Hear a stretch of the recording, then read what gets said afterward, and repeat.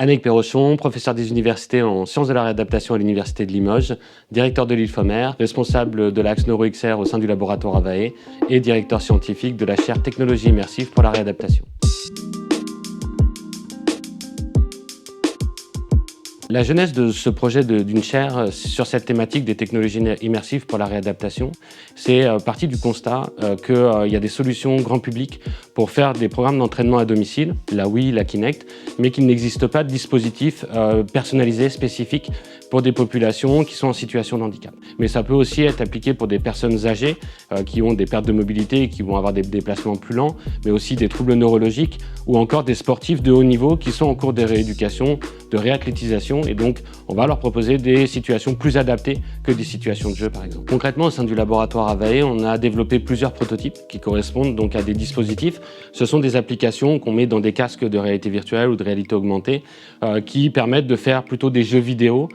pour des personnes qui ont des troubles cognitifs ou des troubles moteurs et donc qui vont être adaptés, personnalisés à ces différents publics. Donc dans les applications qu'on développe notamment au sein du laboratoire, on va avoir de la simulation de marche en forêt, on va avoir ce qu'on appelle de l'exergaming, c'est des jeux vidéo où on va avoir des blocs à casser, on va avoir des déplacements dans l'espace qui vont nécessiter notamment de maintenir son équilibre, de marcher dans son environnement, mais aussi d'interagir avec les membres supérieurs. L'une des forces des dispositifs qu'on développe notamment au sein du laboratoire, c'est justement de pouvoir être déployé à distance, notamment à domicile, et sans supervision directe. C'est-à-dire qu'on ne va pas avoir de thérapeute qui va être présent physiquement dans l'environnement du participant ou du patient. C'est-à-dire qu'on appelle ça plug and play. Le participant va allumer son casque et que derrière, on va récupérer des données issues directement du casque ou des capteurs qu'on a en périphérie du casque. Et donc ça nous donne une richesse d'informations, notamment sur le comportement de la personne, comment elle progresse dans les programmes d'entraînement à domicile.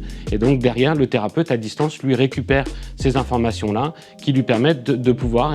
modifier le programme au cours des mois. L'une des spécificités de la chaire aujourd'hui, c'est justement de pouvoir développer des solutions innovantes qui n'existent pas sur le marché. À plus long terme, les applications que l'on vise sont dans d'autres domaines que le sport, notamment des activités qui vont être culturelles, comme des visites muséales ou encore des activités artistiques, comme la danse, la musique ou la peinture, ce qui permettrait de répondre aux centres d'intérêt de plusieurs populations. L'un des objectifs, c'est de justement faire de la recherche sur est-ce que les personnes vont adhérer à ces dispositifs-là, est-ce qu'ils sont efficaces et comment demain on peut les déployer de manière plus massive à domicile. Chaque don est précieux, n'hésitez pas à faire un don pour la Fondation partenariale de l'université et en particulier pour la chaire Technologie immersive pour la réadaptation.